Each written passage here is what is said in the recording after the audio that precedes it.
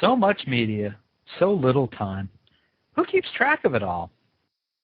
That would be me.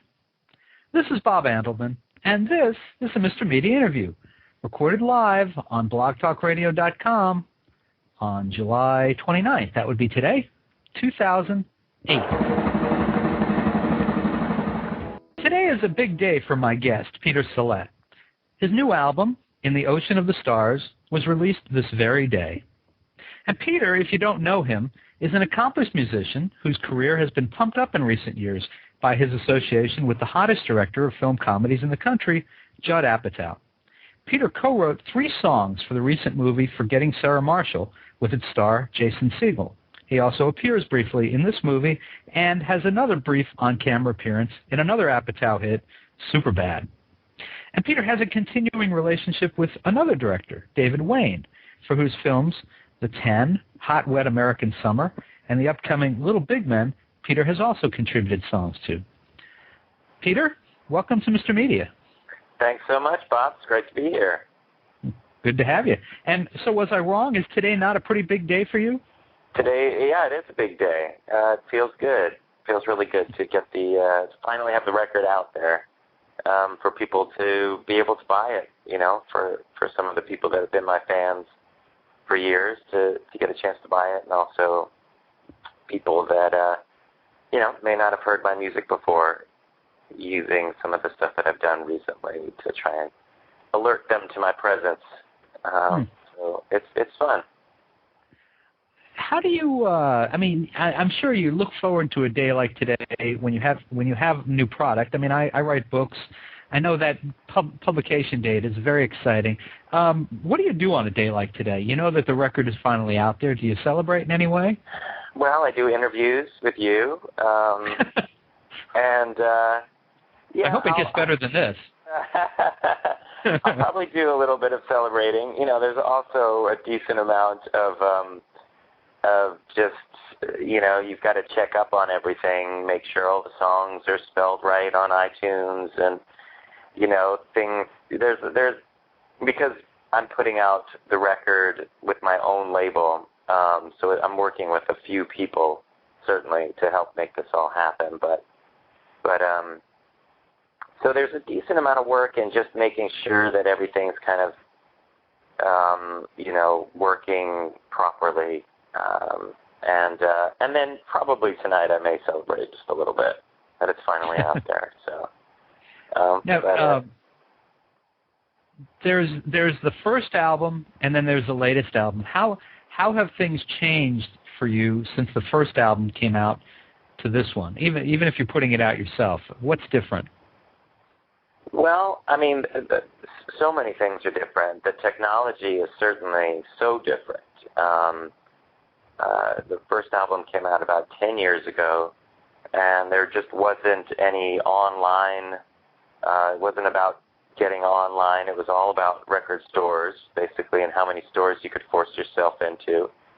And at that time, I had a very strong New York presence, but I didn't really have any national presence. And so it was really just about playing around New York and trying to sell the record at my shows here in New York, and just, you know, selling them at the shows, and then trying like hell to force them into some record stores. And I didn't really have a team of people that I was working with at that time. So as the years have gone on, I've kind of, you know, learned that it's much better to try working with a bunch of people to put something like this out. Even though you don't have the structure of somebody at a major label who's looking at somebody, you know, they've got a person in every city trying to get things done. But the way the online world works these days, it's really so much about, it's completely flipped, because distribution is about being everywhere online, which actually isn't that difficult a trick to accomplish. The harder thing is to become known, to get the publicity out there, and what increasingly is just a, you know, entertainment overload And so that's become the trick these days. How do you feel about selling downloads of your music versus having it available in stores and that kind of thing? Obviously, the whole market has changed in that 10 years that you've been producing these albums. Yeah, I mean, I have to say I love because I'm a consumer as well. So I of course I love the convenience of buying something immediately on iTunes, and just like everyone else, I find myself going to the record store far less often than I used to. But as the artist, I really, of course, want people to check out the artwork, see all the people that have played on the record. I really feel like this particular album, all of the ones that I've made, but something that I really strive for is a full album. That's why I kind of still call them records, because I'm trying to create a piece of music that's of a piece, that's 45 minutes or so long, so that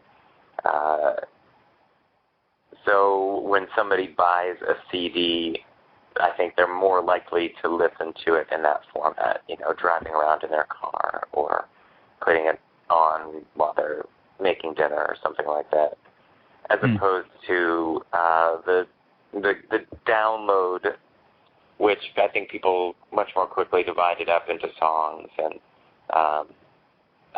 but again, as long as people are listening to my music, I'm pleased.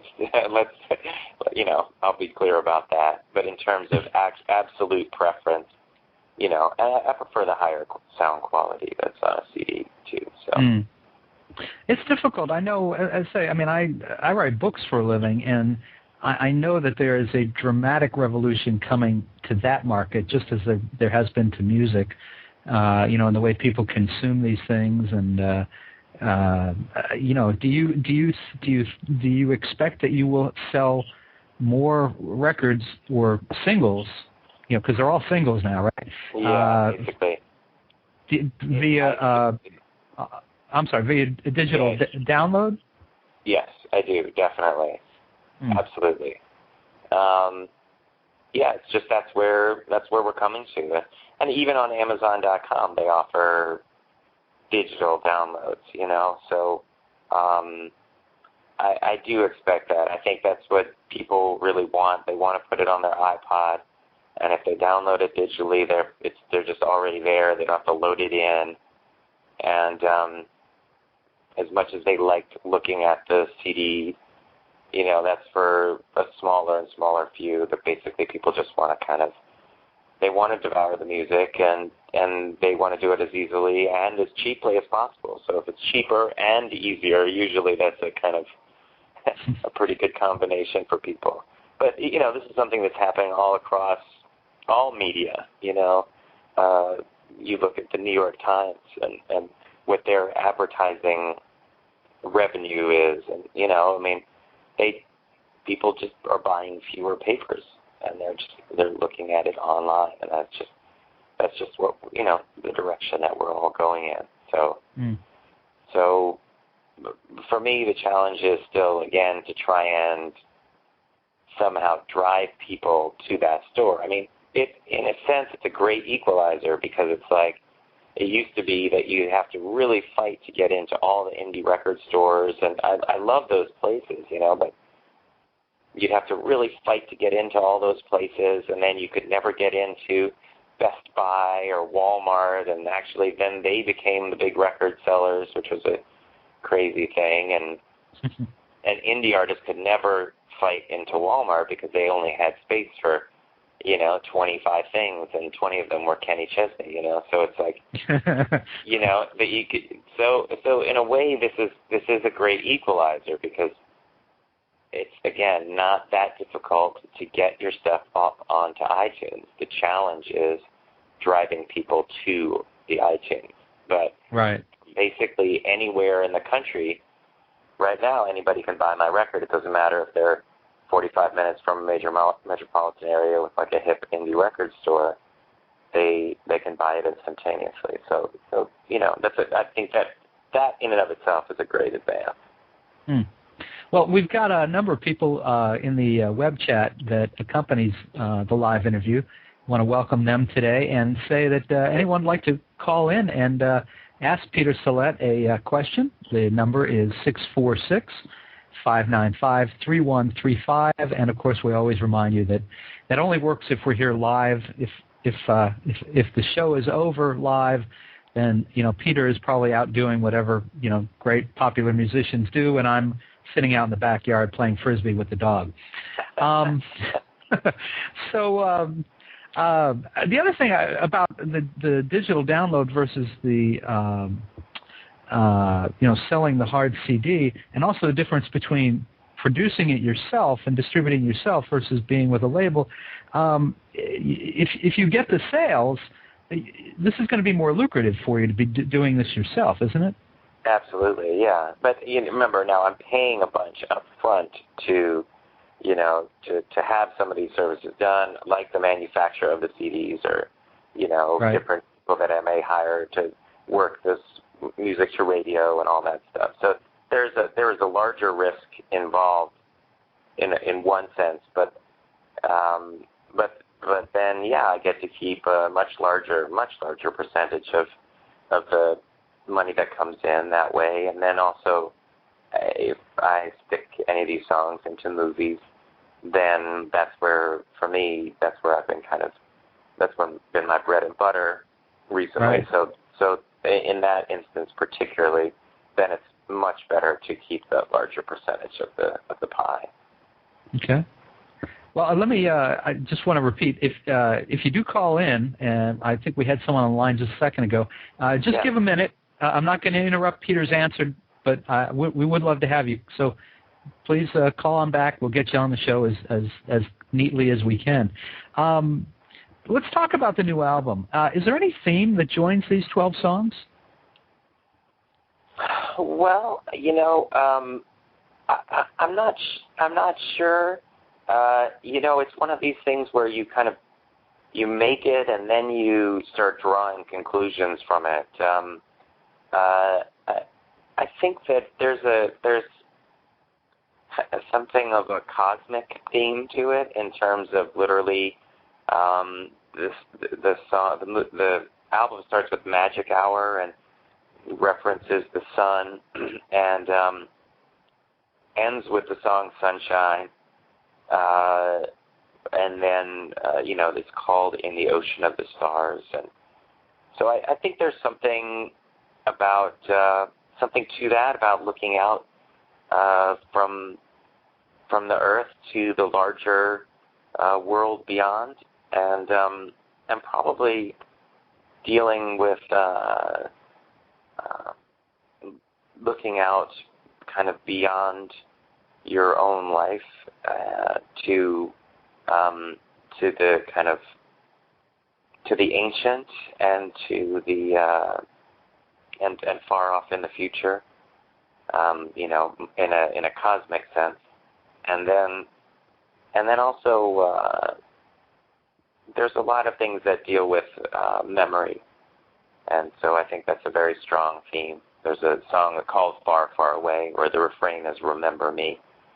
And so in Magic Hour, again, is a song that starts the record. It's kind of a cinematic opening, and, talks about kind of walking in the woods as a child, in a childhood memory. So memory, I think, is a big part of this record as well. All right. Peter, we've got a call here. You've got a call? Hi, they called back. Hey, do you have a question for Peter? Yeah, hi, thanks for taking my call. Peter, if I'm right, you have a MySpace page, myspace.com/Peter, right? It's /Peter Salett, yeah. Okay, yeah. I was wondering, if I add you, can you put me on your top 4? Well, my top MySpace page is very limited to my very good friends. So oh, come on, please, I'll be your good friend. Well, send me your link and I'll consider it. No promises, all right? Okay, all right, I'll do that. All right, thank you. Okay, thank you. All right. Well, that was that's a first. I haven't had that call before. No. Well, now when I asked you before if there was a theme, I was thinking maybe you would tell me. Well, they were all written at Starbucks. No, I'm just kidding. Hey, no product plugs here. No. Oh, we can do whatever we want here. Yes. Yeah. And I want to point out, I had hoped that we would be playing a few songs, and just so you know, and listeners know, Blog Talk Radio is having some technical problems this afternoon, and while I uploaded all the music to them, they're delayed. So I'm hoping it's there. I'm hoping before we're done that I'll get to play something. But just so you know, that's what we're up against right now. Sure. Now you play piano and either electric or acoustic guitar throughout the album. I'm kind of wondering, as a composer, how do you decide which is right for a given song when you're creating that song? Well, usually the song just kind of is created on that instrument. You know, usually for me it's acoustic guitar or piano. So in rare instances I will change the instrument to, you know, if I've written it on guitar, I'll think, well, you know, let me play it on piano and it'll sound better that way. But mostly it's kind of the instrument that I've taken the initial inspiration on will remain the primary instrument for the song. And and then sometimes, you know, sometimes it's great to kind of write a song on acoustic guitar or electric guitar and then take that instrument away entirely and have it just be other instruments. But usually that's the way it goes. You have a lot of very experienced help on this record. You know, people may not recognize the names of the players, but maybe you want to tell us who some of them have worked with before. I know one or two of them really struck me. Well, the bass player, Jeff Hill, plays a lot with Rufus Wainwright. He's been on, I think, all of Rufus's records. And the drummer, Bill Dobrow, actually plays with Martha Wainwright and also has toured a lot with Sean Lennon. And Joe McGinty, who plays a lot of pianos on the record, plays with Ryan Adams quite a bit. And actually, the accordion player who plays in the first track is on the road with Bruce Springsteen right now as a part of the new member of the E Street Band, or as a part of Bruce's touring band. So yeah, I mean that's really good. Yeah, go ahead. I was going to say, that's Charlie Giordano? Yeah. Yeah, that's he stepped in for Federici, right? Yes, he did. Yeah. Yeah. Wow, that's some pretty good experience. I mean, you know, you've been playing many years yourself, and that you know, from people who I bring that up because people who may not know your name or work, you know, they can certainly recognize. Well, you know, you're as good as the people you can attract to you, and you've obviously attracted some pretty talented people to work with you on this. Yeah, and these are people in general that I've been working with. Not Charlie was just that was my first time working with him, but yeah, these are people that I've worked with for years now, and are my really good friends, and so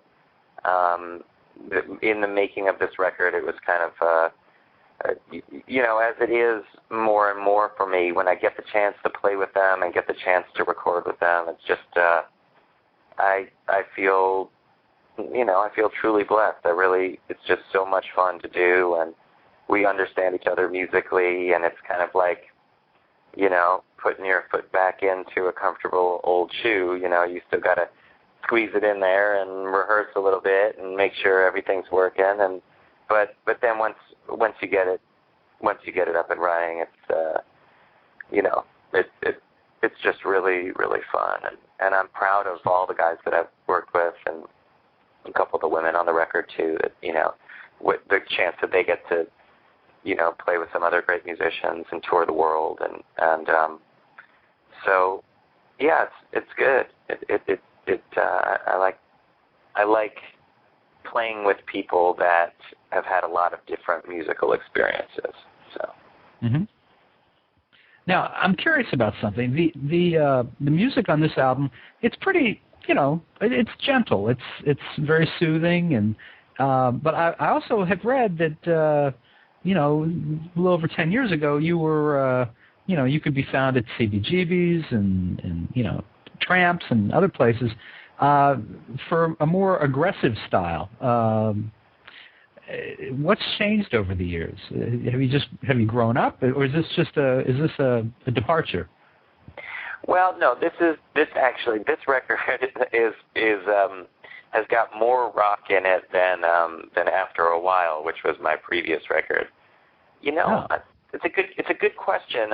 I think the truth is the more aggressive style, even though it was more aggressive, I was really playing acoustic guitar, and it was a style that was really well suited to a certain type of live performance that was kind of a midnight show, acoustic rock and roll, dancing kind of vibe, and that was what I was playing in kind of my first few years playing as a band in New York, and when I started recording, it became apparent to me pretty quickly that that particular style, although it fit that kind of late night band live performance, it didn't really hold up that well in a recording realm. I just wasn't able to transfer it, and then I just I went through some things in my life that I think just made me a little bit more introspective and reflective, and for whatever reason, my musical pace slowed down just a little bit, and I started appreciating not just the downbeat on the acoustic guitar, but a little bit more of the downbeat and the upstroke. So that it just for whatever reason, that's just kind of the way my music went, and it continued with the use of. I became more attracted to country music in a way that I had not been before. So lap steel started creeping into my music, and that's a very mellow and dreamlike instrument, and or it can be, and so that it's just kind of the direction that my music has taken. And with this new record, what's really new about it is the strings, and so I just had a vision for it. And I had thought that what I really wanted to do was to put string arrangements on a bunch of these songs, and as I was making them, I was thinking that as well. And I heard of a Nashville friend of mine's CD, Chris Carmichael, who's the string arranger and player, and I just loved it. And Chris is amazing, and he's worked, with everyone from Steve Earle and Alison Moore on the kind of the indie country singer-songwriter tip to to Tim McGraw and people like that. And he just beautifully understands style. And what I thought with this record was I really wanted somebody that could, through the use of strings, kind of bridge the styles of a bunch of the different songs that I wanted on the record, from the more orchestral, folk-sounding stuff to the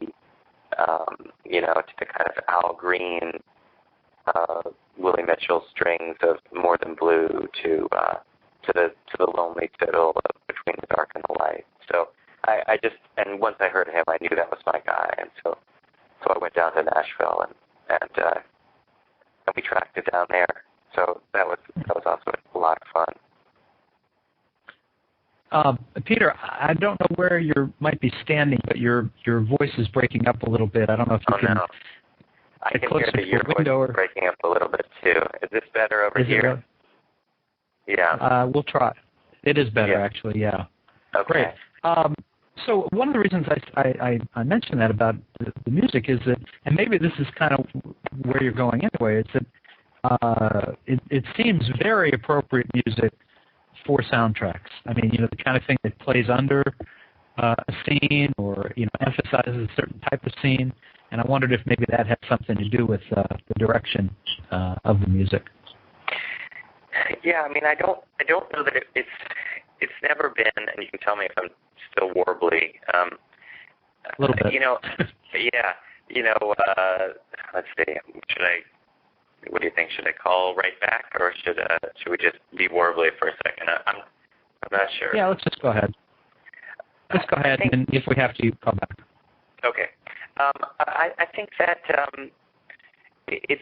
it's ironic because it only in certain instances have I specifically tried to create songs. Only in specific instances where I'm trying to create a song for a movie have I really tried to create music for movies. It's just something that naturally happens. So when I thought about putting strings on the record, I didn't really think, oh, this would be great in a movie. But, of course, yes, do I think they'd be great in movies? Yeah, I do. I think these songs, not just because of their musical three-dimensionality, you know, where there's something that can kind of slip into a scene, but also because of their emotional content. And I think that it's the combination of those two things that really can allow a song to really speak to what's going on with the characters at the time. If the right song is in the right spot in a movie, it can really just, you know, help the characters and their emotions emerge. And that's you know, that's what good score does as well. So so that's you know, the strings obviously are a very common cinematic element, but it wasn't a conscious decision on my part to start that way. Peter, why don't we do this? If you wouldn't mind, why don't you take a second, hang up and call back in, and let's see if we can improve the connection, because I'm just afraid you're breaking up a lot. Yeah, exactly, and you are too. So I don't know what. Maybe just the line, something happened. So let me do that right now. Okay. All right. Thanks. Thanks, Bob. Okay, and I'll just hang by and talk a little bit. Let me tell you a little bit more about Peter while we wait for him to call back in. We're just getting to the point where we're going to talk about this, but one of his when he used to play at these New York clubs, one of his volunteer string changers was an actor that you may have heard of by the name of Edward Norton. And let's see, we've got Peter back on the line. And Peter, I was just talking a little bit about your friend Edward Norton. Yeah. I mean, how did you guys hook up? Well, we've been friends for a long time. Believe it or not, we met each other on the first day of 6th grade. So we've been friends for a long, long time, and you know, like any childhood friend, or you know, we definitely had moments where we were out of touch as well. But we both arrived in New York at around the same time after college, and reestablished contact, and so he would come see me play in the tiny clubs that I would play in, and I would go see him act in the tiny East Village theaters that he would perform in, and he used to change my strings when I would break a lot of strings back in the day,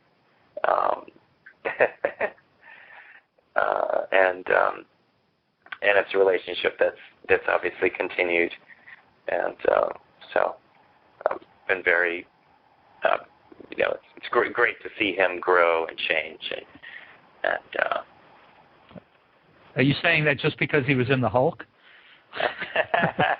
Well, the Hulk was a perfect Norton part because he always likes to explore a couple different sides in a character, it's a pattern that he has throughout his movie roles often, where he's got a switch in his personality or things like that. So so in a way that I could see why he would be attracted to the Hulk.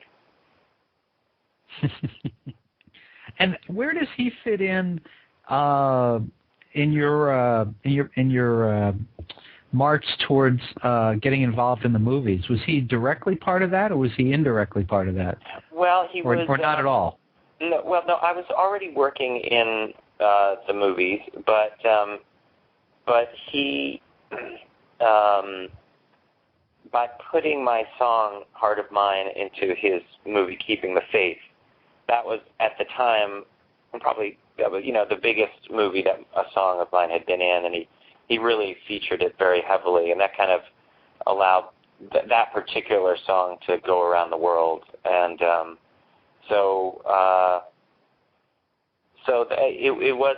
it was very direct when it happened, but it wasn't the first, it wasn't my first foray into movies, but it certainly was a big boost to me. Yeah. Now, so how did you make the transition? I know that's every musician out there who's going to hear this is wondering the same thing. How do I make the jump from doing independent music to being a big time player in musical soundtracks and film soundtracks? Yeah, I mean the key for me has always been relationships, and that's just that for better or for worse is just the nature of the game, and I just used to have so many actors and directors and people like that who would come to see me play, and they were fans of my music, and so when it came time for them to make their movies, they were already listening to me, and so that's what directors tend to put into their movies, is things that they're listening to, and so it happened very organically that way, and that's why when people always ask me, well, how do you get into movies? It's hard for me to know what to tell people. First of all, it's to make good music, and secondly, it's just literally if you've got a friend who's making little short films, make sure they're hearing everything that you're doing, and my other bit of advice is to, if someone gives you a piece of art, whether it's a short film or something that they ask you what you think about it, to when the context is right, try to respond in a way that shows that you have a critical eye, and by that I don't mean negative. I just mean to offer something that shows that were you somebody to work with down the line, that you could be involved in a discussion about the art that's in front of you. So that I think people too often don't put in the time to actually think about what would be, think about what you would do differently in that little piece of art. Again, only if it's contextually correct, with your whatever the friend wants you to say. But I think that's how, because everybody wants, they like, if they're successful in general, they are people that like collaboration with people that they respect, and so that's a big key, I feel like. And well, let's go there. Speaking of collaboration, of course, you did you co-wrote, or at least co-credited, credited as co-authoring. I suspect I know who did most of the writing, but on Forgetting Sarah Marshall, you are credited with co-writing 3 of the songs with Jason Segel. Yeah. No, and how was that? Jason really, particularly the 2 songs that Russell Brand sang, Jason was a real driving force in those songs. Yes, we were definitely co-writers on them, but Jason, I don't want to give the impression in any way that he wasn't a full contributor. But go ahead. So. No, that's fine. I'm glad you clarified that, because I'm sure people would wonder, it was somebody just putting his name on something. Right, exactly. Lord knows in the history of music, yeah. That does happen, and I'm not going to say that's not happened to me, but with Jason Segel in this case, definitely he had a strong hand in those songs. So. Yeah. Well, how did that experience come about that you got involved with the film, and then the decision by you or him or maybe Judd, I don't know who, to co-write some of the music?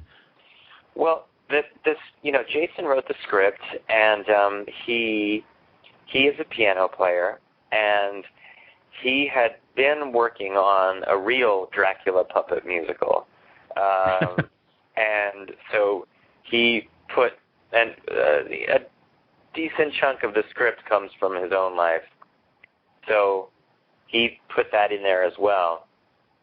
And so it was always known that they were going to have a Dracula puppet musical at the end, and kind of he had taken some stabs at writing things, but I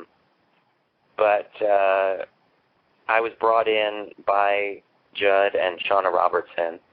I had done some work on Walk Hard, which they had not used any of my songs, but I know that Judd had really liked them and had played them for other. I'd heard through the grapevine that Judd was playing my versions of the songs for other people, and so when it came time to do Sarah Marshall, they always knew they were going to have this Dracula puppet musical at the end, and I'm very grateful they thought of me, and so that was my primary focus, and then the Russell Brand's character, they were still figuring out exactly who was going to play it and what the character was going to be. And then when it became obvious that they wanted him to be an English rock star, then they wanted me to take a shot at those songs as well. And that was just it was a great job for many reasons. Segel is a very generous guy, and he's got a great heart, and he's a good musician. So it was a lot of fun to work on the songs with him, and Russell Brand also was great to work with, kind of tutoring him on how to sing and perform the songs and record them, and then to top it all off, they were shooting the movie in Hawaii, and so I got to go to Hawaii for about 3 weeks to a month and be on the set and writing songs during the day and night and working with the actors and doing things like that. But it's Hawaii, and it's really hard to work too hard in Hawaii. Let's put it that way. So there was a great feeling on the set, and it was a really fun place to work. Yeah, it just sounds miserable. I feel terrible for you. Oh no, it was terrible. It was a terrible thing. I'd never written a Dracula puppet musical while drinking a Mai Tai before. So, but I guess that's the first thing. So. Plus, you got a bit of a cameo out of that, didn't you? A little bit of a cameo, exactly. I demanded to be put in the movie.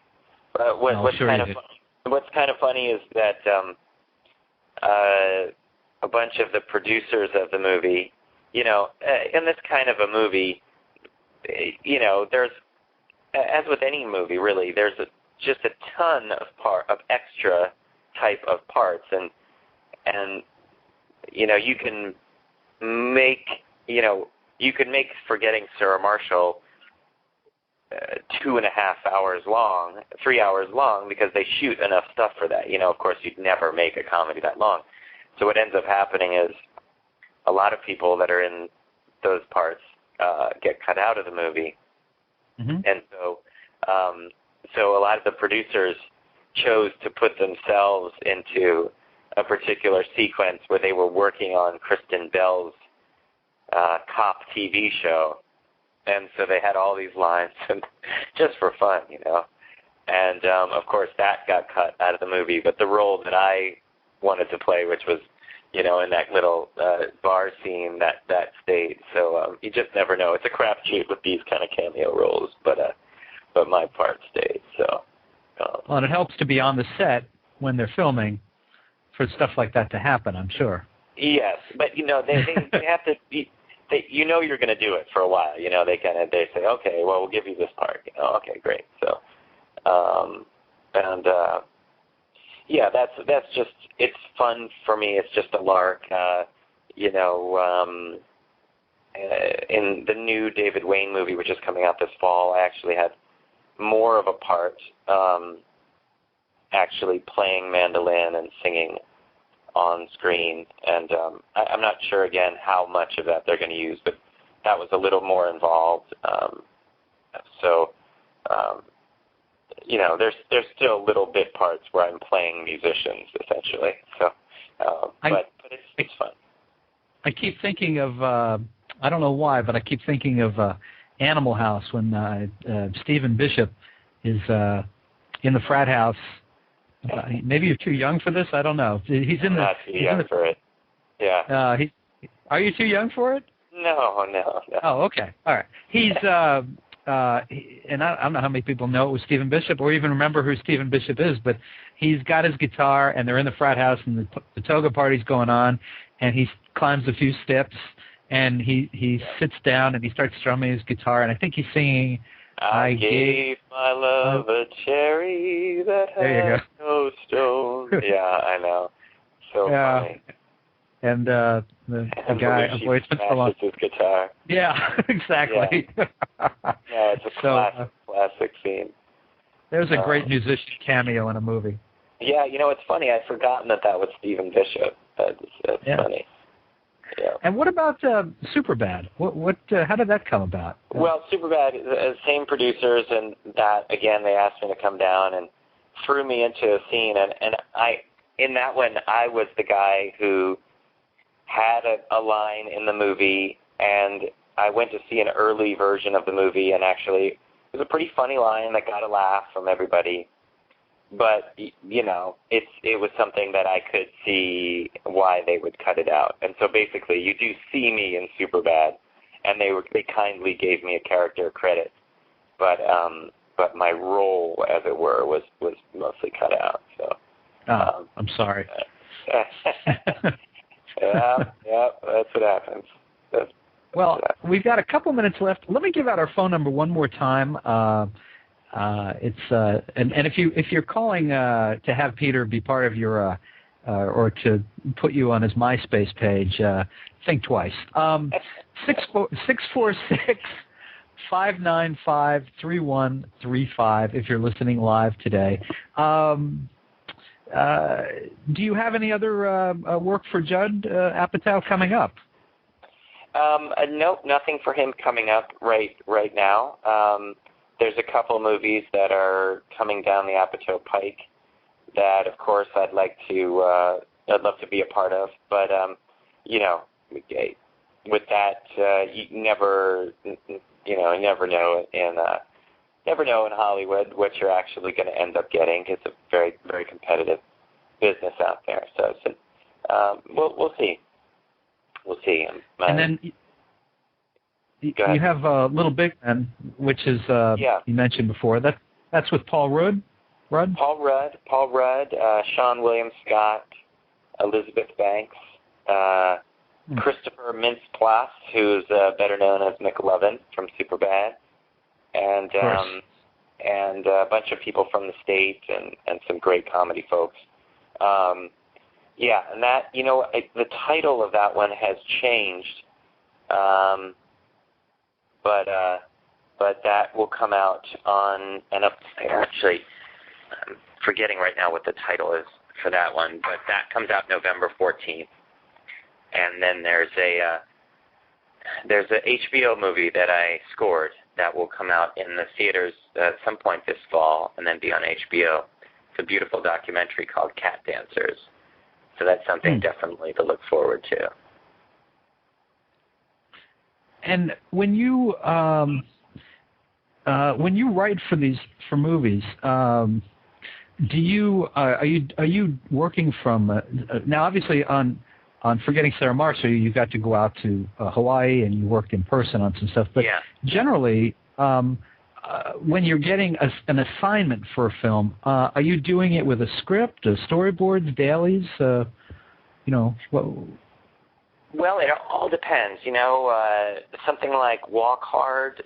It depends where they need, where and when in the process they need the songs. So something like Walk Hard or Forgetting Sarah Marshall, the songs were for the characters to sing. So at that point, I'm working from the script, and I'm generally, working in my own studio.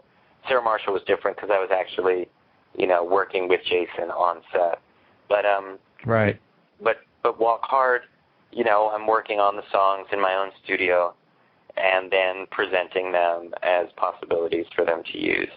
And I've done that, like anything else, I've done that for a bunch of movies that then, they haven't chosen my songs for.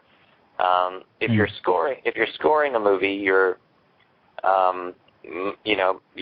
primarily working in the post-production process where the movie is, hopefully it's what they call locked picture, which is when the movie isn't going to change image-wise, so you can actually be scoring the movie and knowing that, every moment that you're putting music is going to say exactly the same. So they're all different parts of the process.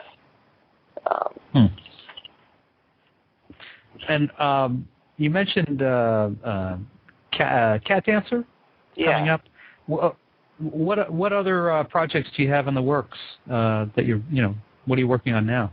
I just finished a documentary for scoring a documentary called 21 Below, and they are going to their mix in a couple of weeks, and it's a beautiful, again, really, really personal story that I anticipate will be coming out next year, or certainly, on TV or video next year. So those are kind of the three movies that I've got coming out, and then the next few months I'm really going to focus on putting out the record and possibly doing some touring in the fall, and so that's kind of the general schedule coming up. Now, and that was actually leading to my last question. I was going to ask you if you'll be playing the music from the new album, In the Ocean of the Stars, live anywhere this summer, or now I guess the question is this fall. Yeah, definitely. This fall I'll be playing it. The only question kind of is certainly I'll be playing it in New York and Los Angeles. The question is will I really be able to get on the road for it? And the honest truth is that after touring off previous records all around the country, it's a great feeling to go tour, but I like getting out there really in front of a decent number of people, and it's just as an independent artist, it's hard to really get out there because the costs are high these days, and you just really want to make sure that you're getting out there and playing in front of a bunch of people. So I think this fall we should be able to hop on a pretty good tour. So as it develops, if people want to just go to my website and sign up, then they'll be able to know kind of when I'm getting into their area. Do you have is there an email list that people can sign up for? Absolutely, yeah. There's an email list that's on petersalett.com, and you can spell my last name, or I know it's all over your website as well. So that's right. I was actually just going to give out your website address, and you beat me to it. But I'll repeat it. It's www.peter, P-E-T-E-R, Salett. That's S as in Sam, A-L as in Larry, E-T-T.com. petersalett.com. And folks, you can order Peter's. Yeah, go ahead. Huh? I figured out the title of that Paul Rudd movie that's coming out this fall. It's called Role Models. Role models, okay. Role models, there it is, yeah. All right, good. Well, then I'm sure they'll appreciate the extra plug, especially if we get the title right. Yeah, exactly. So check out Peter's website, petersalett.com. I believe, Peter, people can order the new album from your site. They can, absolutely. They and can order. They can also. Go ahead. I'll let you do the publicity. I should shut up. No problem. No problem at all. They can order it from Peter's site. They can order it at mrmedia.com, or, of course, if all else fails, Amazon.com. And you can probably go into any music store, if they still exist, and order it, and they can order it for you. But it's readily available. You can get it pretty much anywhere, as we say, fine music is sold. Peter, it was wonderful to have you on today. Congratulations on the record's release today, and good luck to you with it. I hope we'll see a lot more of you. Thanks for having me on Mr. Media. I really appreciate it. Thanks for calling in. All right. Take care. Bye-bye. All right, bye-bye. And folks, of course, for dozens more celebrity and media newsmaker interviews, surf over to our main website, www.mrmedia, that's mrmedia.com. That's where you can listen to my earlier conversations with the stars, writers, and producers of Heroes, Curb Your Enthusiasm, Army Wives, 24, The Big Bang Theory, Pearls Before Swine, Tell Me You Love Me, The Dark Knight, Will Eisner's The Spirit, and many others.